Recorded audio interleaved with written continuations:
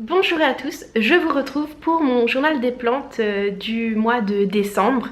Et ben alors déjà joyeux Noël hein. Et bonne fête de fin d'année parce que normalement cette vidéo sort à Noël. Donc bienvenue dans un nouveau journal des plantes où je vous donne des nouvelles un peu et des infos de ce qui se passe actuellement pour les plantes. Et je commence tout de suite par vous donner des nouvelles de mes pousses de violettes africaines. Il y a des trucs trop mignons qui se sont passés. J'adore tellement les violettes africaines. Donc en fait, elles ont quasiment toutes ces pousses en fait, elles ont commencé à se reproduire correctement. Celle-là, elle a des fleurs avec des bords blancs. Alors ça, c'est une peperomia que j'ai reproduit, que je vais pouvoir sortir de cette petite serre. Je crois qu'il y a juste celle-là qui n'a pas encore pris, mais elles ont toutes des bébés qui poussent. Regardez comme c'est trop mignon. Oh, je suis super trop fan. Et celles qui sont le plus magiques, ce sont celles-là. Donc il existe des violettes africaines de toute taille, de toute couleur, avec aussi des motifs sur les feuilles, bien que ce sont des spécimens un peu plus rares qu'on ne trouve pas forcément dans le commerce en jardinerie. Et regardez celles-là, les nouvelles pousses naissent complètement blanches. Oh, mais c'est incroyable, mais genre... Ah, j'en revenais pas, je me disais que les varigations devaient apparaître en grandissant et que les premières pousses devaient être vertes, mais en fait pas du tout. Elles naissent blanches ici, c'est génial. Donc là je vais en avoir 1, 2, 3 probablement. Je suis super fan et même celle-là en fait qui a une variegation un peu rosée, elle naît aussi toute claire, enfin genre... Oh, je suis amoureuse des violettes africaines, vraiment. Franchement, faut quand même avouer que c'est super trop mignon. J'adore. Alors oui, je vais me retrouver avec beaucoup de violettes africaines. Je vais vous montrer d'ailleurs toutes celles que j'ai déjà en pot individuel. Parce que là c'est la phase nurserie reproduction. Et j'en ai d'autres qui sont déjà passées en grand pot. Il y a une partie de moi qui se demande si je vais pas faire un shop pour pouvoir les vendre quand elles seront plus grandes, parce que ça demande beaucoup de travail. Là déjà rien que pour arriver à ce stade là c'est 2 mois. Le temps qu'elles arrivent à une taille conséquente et qu'elles soient capables de fleurir, c'est encore, il y a encore pour un moment. Donc je me demande, puis je vais en avoir tellement trop que je me demande si j'en donnerai en concours, si je fais un shop, si je sais pas, parce que la problématique des envois, tout ça, je suis pas encore sûre, mais très clairement je vais en partager, hein, parce que va y en avoir beaucoup. Et il va y en avoir aussi des super chouettes. Donc ce petit système de serre Ikea, ça marche super bien. Vu qu'on est juste à côté, je vais juste vous parler d'arrosage 30 secondes. Je sais pas si ça peut vous aider à la trouver, référence 403.941.18. Je sais pas si elle se fait toujours, donc j'en ai une petite et j'en ai une plus grande qui vient aussi de chez Ikea. Est-ce que vous la voyez là? C'est lourd parce qu'elle est pleine d'eau en train de reposer. Pourquoi je veux vous parler absolument d'arrosage? C'est parce que on est en hiver, c'est censé être une période de repos, mais en réalité chez nous qu'est-ce qui se passe? Alors oui, la lumière baisse. Au début, en automne, on réduit un peu les arrosages parce que moins de lumière, moins de photosynthèse, moins d'eau, moins besoin de tout ça. Par contre, ce qui se passe, c'est qu'il y a un moment donné où on enclenche le chauffage. Et le chauffage, qu'est-ce que ça fait? Ça augmente la chaleur, ça assèche un peu l'air ambiant. Et du coup, ça sèche aussi plus vite les peaux des plantes. Et elles peuvent du coup, vu qu'il fait plus chaud, demander plus d'eau. C'est vraiment le moment en fait où il faut garder un œil sur ces plantes pour éviter de tout d'un coup en retrouver une genre séchée. Donc faites attention à ça. Si vous avez du chauffage au sol et des plantes posées au sol, c'est aussi quelque chose à prendre en compte. C'est peut-être le moment de mettre un humidificateur d'air, voilà, en tout cas de réfléchir à cette thématique là.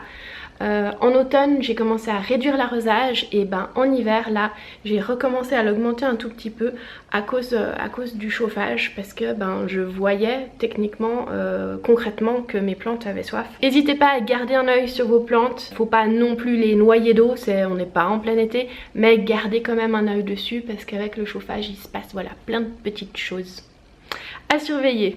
C'est aussi pour ça que j'utilise mon hygromètre que je vous ai présenté dans ma vidéo sur les produits que j'achète chez Amazon. Et du coup c'est aussi pratique pour garder un œil sur les plantes.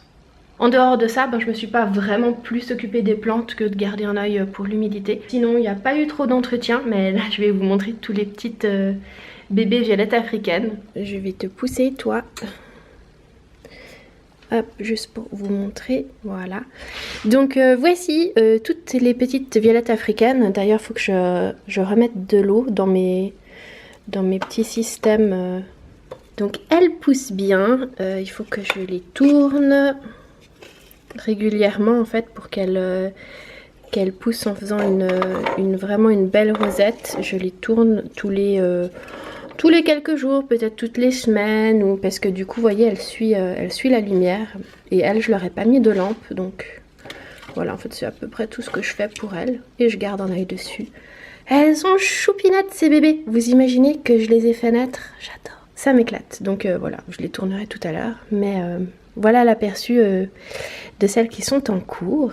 Du coup, en fait, je réfléchis à cette idée de shop éventuellement pour les plantes, mais peut-être aussi pour d'autres créations que j'ai en cours, parce que j'ai tellement de bricolage et de choses sympas que je pourrais partager avec d'autres personnes que pourquoi pas.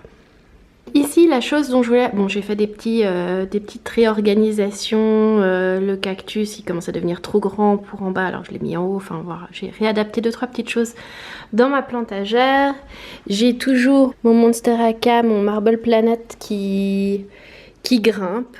Et c'est hyper sympa d'avoir des plantes qui grimpent dans la plantagère. Donc elle faisait pas vraiment de feuilles sur les tiges avant qu'elle n'arrive vraiment à s'accrocher. Et en fait, maintenant, elle en fait plein, puis elle continue de grandir, j'aime bien. Tout comme, le Monstera Adansonii, le monkey. Il y a toute une partie où il n'avait pas fait de feuilles, et de nouveau, dès qu'il arrive à s'accrocher, il refait des feuilles. Et donc, j'aime bien accrocher des plantes pour qu'elles profitent de grimper. Voilà. L'impatience coûte 200, elle s'étale, elle s'étale, elle s'étale, et elle est encore et toujours en train de fleurir. Et j'adore. Elle m'éclate. Et j'en ai trouvé une sur un groupe d'échange de boutures. Elle est où? Ah voilà, elle est là. Et en fait, celle-là, elle serait rose très clair, donc on verra. Ma Clivia, ce qui est vraiment chouette, vous avez pu le voir dans le vlog où je rentrais mes plantes à l'intérieur. Elle a fait des nouvelles feuilles, alors qu'elle est censée être en repos, mais je pense que le fait de l'avoir rentrée, ça l'a fait redémarrer. Et puis, regardez, c'est trop génial. J'avais découvert cette pousse qui commençait à naître avec une deuxième. Il y en a une troisième et c'est génial. Elle va, c'est des nouvelles plantes en fait qui sont en train de, elle va s'étoffer, ça va être trop bien. Je suis vraiment super contente qu'elle pousse comme ça. Normalement, la Clivia, en ce moment, elle devrait être au repos et je devrais avoir arrêté les arrosages. Bonjour Loulou. Bonjour mon poussin. Qu'est-ce qu'il y a? Qu'est-ce que tu veux? T'es trop chou. Donc normalement j'aurais dû réduire les arrosages. Et en fait avec les nouvelles pousses qu'elle est en train de faire et les nouvelles feuilles, et bien en fait je continue de l'arroser normalement. Et sa période de repos elle la fera plus tard. C'est aussi ça en fait d'être à l'écoute des plantes, c'est qu'il y a des choses que normalement il faudrait. Et en fait en observant on se rend compte un peu de ce qu'elle a besoin. Donc là moi je sens qu'elle a besoin de continuer les arrosages, donc je continue les arrosages. Je sais pas du coup si elle fleurira au printemps, on verra. Cette demoiselle là, je pense que vous pouvez vous imaginer ce qui s'est passé. En fait lorsque j'ai tourné ma vidéo spéciale article d'Amazon, j'ai utilisé cette plante pour vous montrer comment ça marchait de checker avec la loupe la surface, et en fait j'ai découvert à ce moment là qu'elle avait des parasites. Et oui, donc traitement en cours parce que j'aimerais bien enlever toutes ces petites bébêtes. On arrive à voir en fait les morceaux de feuilles qui ont été mangés Et sur les succulentes, ça se voit très très bien. Donc voilà, en cours de sauvetage, je l'ai un peu éloignée des autres, mais j'ai pas envie de la changer de pièce parce que j'ai pas envie d'emmener les trips dans une autre pièce. Donc elle reste ici dans le bureau, un peu éloignée des autres. Mais bon, ces petites bébêtes, ça vole, donc je fais attention. Voilà. Et j'ai très envie de virer les plantes qui sont sensibles parce que j'en ai marre. Traiter, oui, mais enfin j'en ai tellement que j'ai pas envie de m'amuser à toujours toutes les traiter à chaque fois. Bon, celle-là, elle a chopé les trips parce que en fait je l'avais déjà pas traitée en prévention, donc ça peut expliquer le fait qu'elle les ait chopées, mais ces petites bébêtes. Du côté installation lumineuse succulente, j'ai placé ma zizi plante, mon Zalmioculcas. Il est en train de faire plein de nouvelles pousses, c'est génial. J'ai également une revenante, et oui, c'est ma Calathea orbifolia. Elle avait fait une nouvelle feuille, qui est déjà morte, hein, parce que du coup je l'ai laissée. Elle arrête pas de refaire des nouvelles feuilles, de tenter de vivre. Donc là, il y en a 3 qui arrivent. Je voulais la mettre dans mon plant unhaul parce que du coup, je les garde de côté pour... En fait, je mets certaines plantes de côté en me disant, ok, celle-là, je suis en train de réfléchir, est-ce que elles feront partie de ma purge de plantes, en fait. Et à chaque fois, je me dis qu'elle sera mieux ailleurs parce que j'ai pas envie de faire les efforts nécessaires pour l'humidité dont elle a besoin. Alors je sais exactement tout ce qu'il faudrait que je fasse, mais j'ai juste pas envie. Donc du coup je me dis, ben je vais la donner, je vais la jeter, je sais pas.